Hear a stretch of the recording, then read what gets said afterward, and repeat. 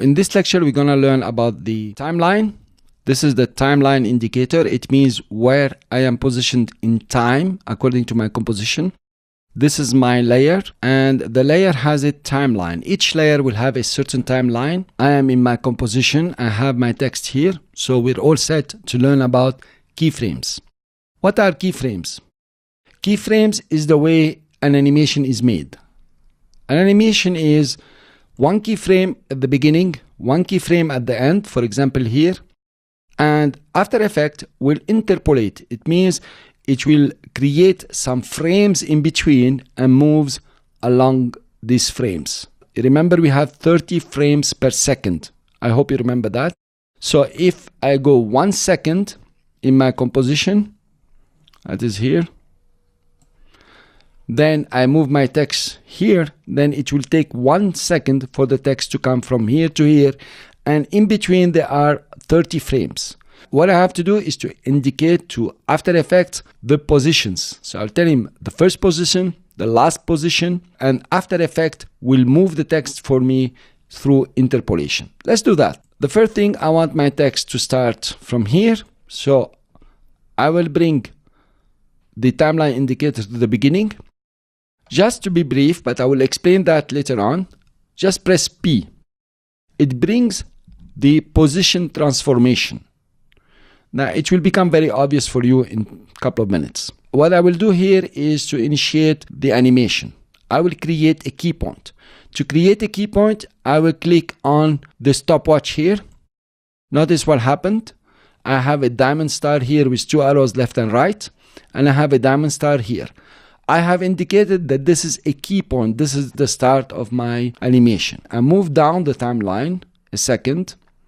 You can see it's a second by looking here. Even you can write 100 here. That makes a second.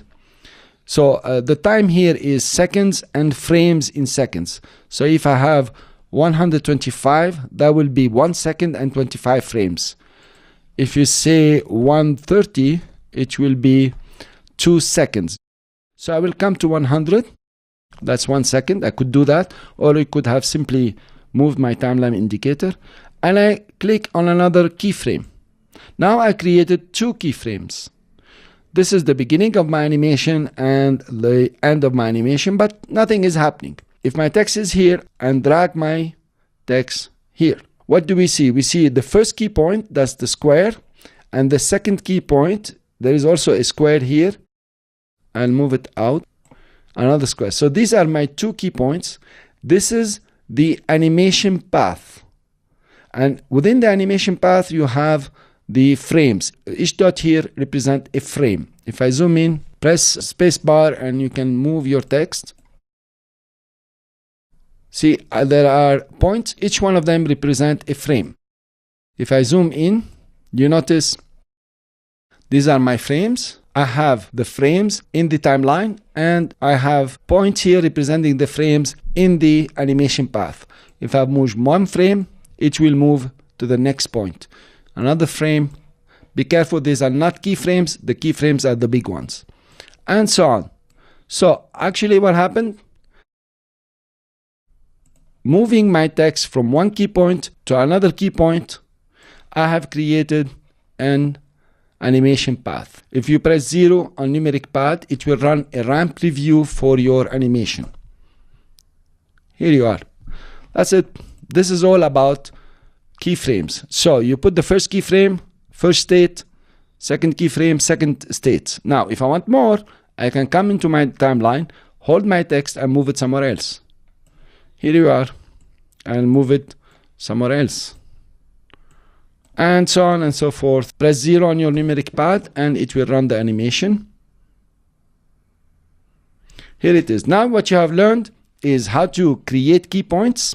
Notice that when I move in my timeline and I move my text now on the screen, it automatically creates another keyframe. There is a way to stop that, but it's the best to keep it. This is automatic keyframing. In fact, I don't even put it here. So this is the best way to create simple animations. Very simple. This is called linear animation or spatial animation, meaning an animation that makes the element or the layer move within the space. You see, it's moving in space. big space. Cool. Thank you very much for listening. I hope this was useful, and we'll move on to the next lecture.